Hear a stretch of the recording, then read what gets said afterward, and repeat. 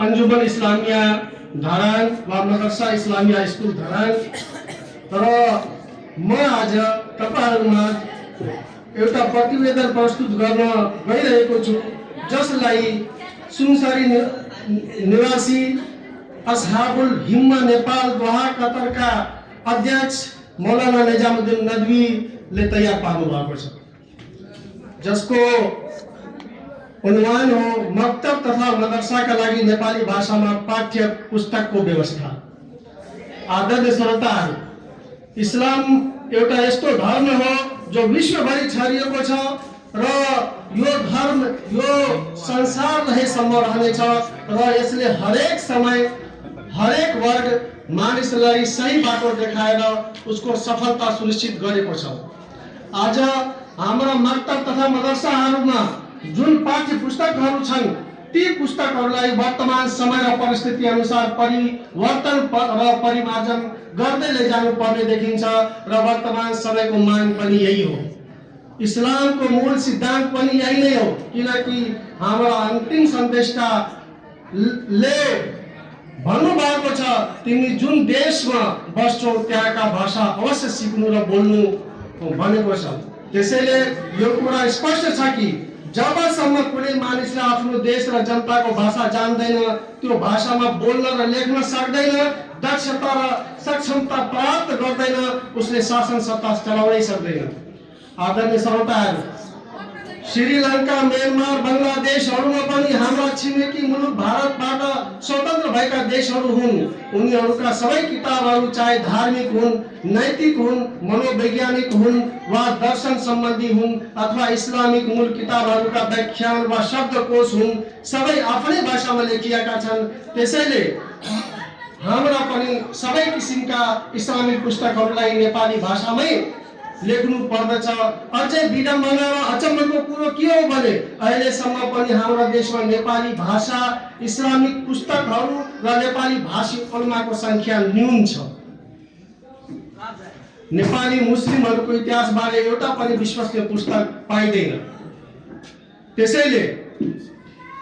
त्यसै कारणले हामी हरेक क्षेत्रमा असफल, अशक्त, कमजोर र लज्जित भइरहेका छौँ र अन्य सबै समुदाय भन्दा पछाडि परेका छौँ।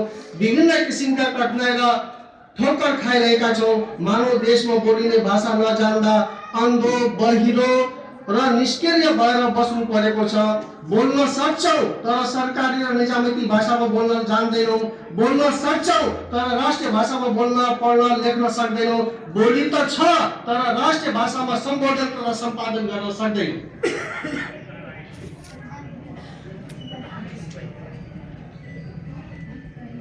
इस्लामिक मदरसाहरू आस्थाको प्रकाश र उम्मत समुदायको आशा हुन्। इस्लामिक मदरसाहरू शैक्षिक संस्थान मात्र नभई शक्तिशाली धार्मिक किला पनि हुन्। यी मदरसाहरूमा इमानको ज्योति बालिन्छ, इस्लामिक मूल्य मान्यतालाई स्थापित गरिन्छ।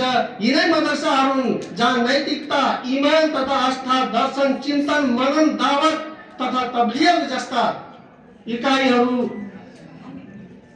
निखारिन्छ र तिखारिन्छन्। जब यिनै मदरसाबाट पढेर निस्केका विद्वानहरूले आफ्नो सुरक्षा तथा सफा मनबाट विस्तारमा सम्बोधन गर्छन्, सुन्ने मानिसको मन पिघलेर तपतपी आँसु बग्न थाल्छ र सुन्ने मानिसहरूको ध्यान यस्तो केन्द्रित हुन्छ कि ती सुनेका कुरालाई व्यवहारमा उतार्न उनीहरू आतुर देखिन्छ र इस्लामको छत्र छायामा जीवन बिताउन पाएकोमा आफूलाई सौभाग्य ठान्दछन्। त्यसैले अब हामी सबैजना अझैदेखि यस विषयमा गम्भीर हौं र देश र समाजलाई समृद्ध बनाउन, सुधार तथा निर्माण गर्न र दावत तथा तब्लिगलाई फैलाउन एकताबद्ध भएर लागौं।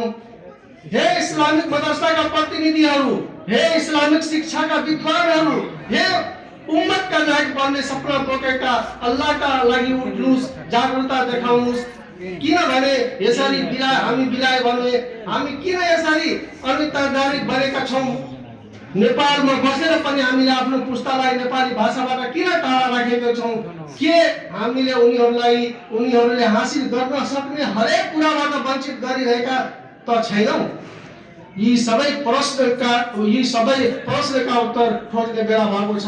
आदरणीय श्रोताहरू, पाठ्य क्रमको पूरा गर्नुपर्दा हरेक मक्तब मदरसा स्कुल तथा कलेजहरूमा आफ्नै विचारधारा अनुसारको उपयुक्त र उचित पाठ्यक्रम छ।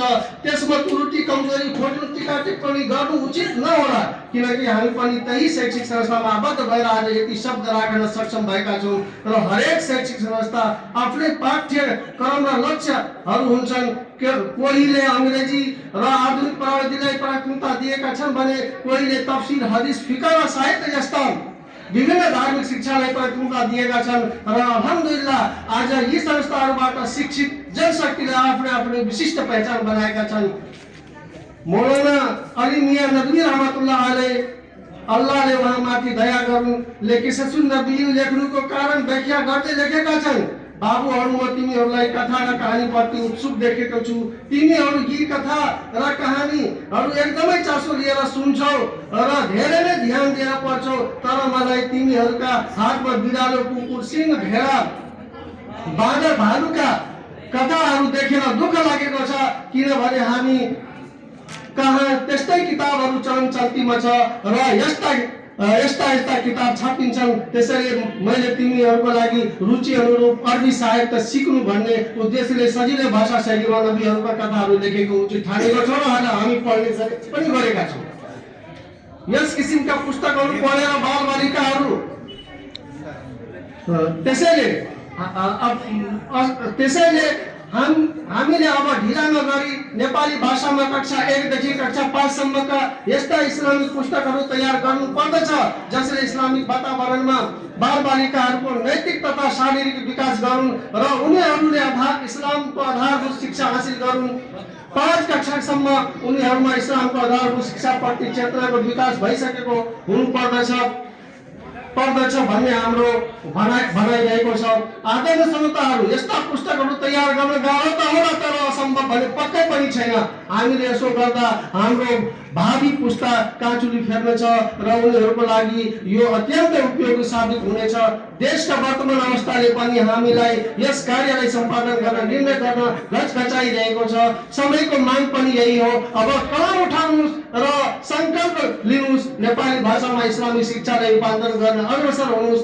अल्लाह तालाले हामी सबैलाई यसको सौभाग्य प्रदान गरून् र यो रूपान्तरण यात्राको लाई सफल र सजिलो बनाउन्। आमीन। वाखिर दावाना अल्हम्दुलिल्लाहि रब्बिल आलमिन।